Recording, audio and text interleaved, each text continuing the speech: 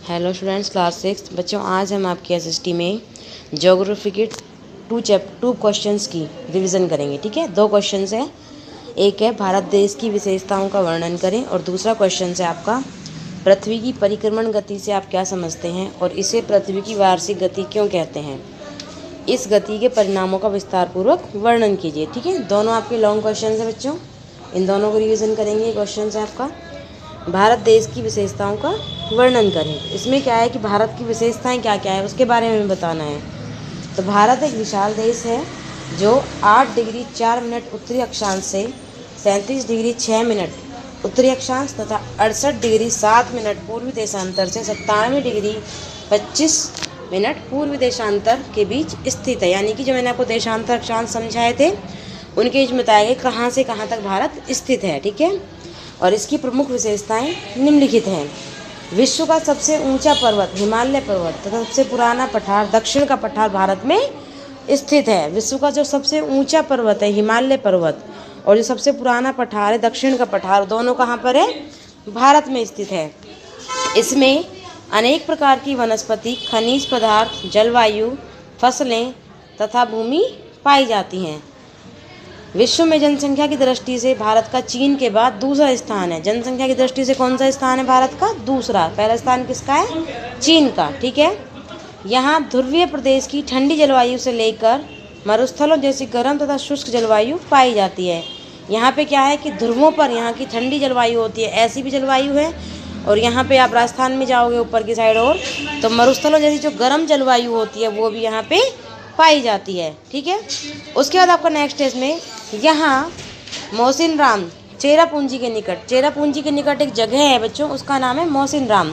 यहाँ मौसिनराम में 1142 सेंटीमीटर औसत वार्षिक वर्षा होती है। यानी कि मौसिनराम जो एक जगह है वहाँ पे 1142 सेंटीमीटर तक की वार्षिक वर्षा होती है, जबकि राजस्थान के पश्चिम मरुस्थलीय भागों में 10 सेंटीमीटर से भी कम वर्षा होती है। आप देखो जो चेरापूंजी मौसिनराम जो जगह है वहाँ पे कितनी ज़्यादा बारिश होती है बच्चों। और राजस्थान का जो पश्चिम मरुस्थलीय वाला भाग है, जो राजस्थान का पश्चिम राजस्थान है, वहाँ पे 10 सेंटीमीटर से भी, यानी कि वहाँ पे बिल्कुल सूखा ही रहता है। ठीक है, यहाँ अनेक धर्म, जातियों तथा संप्रदाय के लोग रहते हैं। यहाँ अनेक भाषाएं बोलने वाले लोग रहते हैं। भारत की सबसे बड़ी विशेषता यहाँ पाई जाने वाली भौगोलिक एवं सांस्कृतिक एकता है। जो भारत की सबसे बड़ी विशेषता है वो क्या है? यहाँ पे भौगोलिक और सांस्कृतिक एकता पाई जाती है। ठीक है, इसके बाद क्वेश्चन नंबर 2 है, मतलब दूसरा क्वेश्चन जो है वो है कि पृथ्वी की परिक्रमण गति। तो परिक्रमण गति को हमने देखा था कि पृथ्वी सूर्य के चारों ओर एक अंडाकार मार्ग पर यानी कि दीर्घवृत्ताकार पथ पर चक्कर लगाती है और इसे पृथ्वी की परिक्रमण गति कहते हैं। इसे क्या कहते हैं? पृथ्वी की परिक्रमण गति। यानी सूर्य के चारों ओर जब चक्कर लगाती है पृथ्वी हमारी, तो उसे हम कहते हैं पृथ्वी की परिक्रमण गति। और जब पृथ्वी अपने अक्ष पर घूमती है, यानी अपने चारों ओर घूमती है खुद के ही, तो उसे क्या कहते हैं? उसकी घूर्णन गति। ठीक है, पृथ्वी सूर्य के चारों ओर एक परिक्रमा यानी कि एक चक्कर लगाने में 365 से 1/4 दिन अर्थात 1 वर्ष लेती है। जो 365 एंड 1/4 जो डेज हैं वही मिलके 1 वर्ष बनते हैं। ठीक है, बीच के समय में बसंत तथा पतझड़ की ऋतुएं इसलिए इसे पृथ्वी की वार्षिक गति भी कहते हैं। वर्ष में होती है, वार्षिक वर्ष में होने वाला होता है, मैंने आपको बताया था। इसके परिणाम हैं पृथ्वी की परिक्रमण गति के मुख्य परिणाम निम्नलिखित हैं। सबसे पहला है ऋतु परिवर्तन।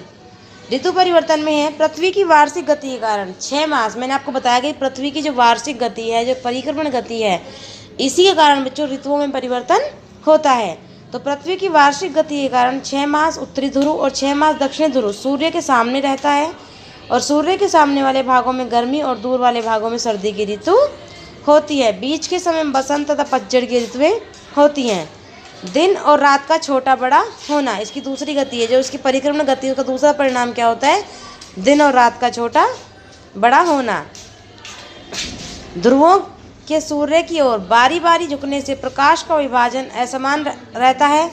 जिन भागों में अधिक प्रकाश रहता है वहाँ दिन बड़े होते हैं, परंतु जिन भागों में अंधेरा अधिक रहता है वहाँ रातें बड़ी होती हैं। ठीक है, 6 मास का दिन और रात मार्च से सितंबर तक उत्तरी ध्रुव सूर्य के सामने रहता है। ये हम पढ़ चुके हैं कि कैसे कैसे हमने ब्लैक बोर्ड पे मैंने आपको समझाया था क्लास में, कैसे कैसे सूर्य जो है वो सामने होता है और कैसे कैसे दूर जाता है। मार्च से सितंबर तक उत्तरी ध्रुव सूर्य के सामने रहता है। उत्तरी ध्रुव पर 6 माह का दिन और दक्षिण ध्रुव पर 6 माह की रात होती है। अन्य 6 महीने की उत्तरी ध्रुव में रात और दक्षिण ध्रुव में दिन होता है। ठीक है। और एक और है अन्य। अन्य में क्या है, पृथ्वी की वार्षिक गति के कारण सूर्य बारी बारी रेखा, कर्क रेखा तथा मकर रेखा पर लंब रूप में चमकता है। अतः हम कर्क रेखा तथा मकर रेखा को आसानी से निर्धारित कर सकते हैं। उत्तरी ध्रुव व्रत और दक्षिण ध्रुव व्रत भी इसी तरह निर्धारित किए जाते हैं। ठीक है बच्चों, आया समझ में? आपको दोनों क्वेश्चंस अपनी कॉपी में लिखने हैं और लर्न करने हैं। ठीक है बच्चों। ओके बच्चों, आज के लिए इतना ही। थैंक यू बच्चों।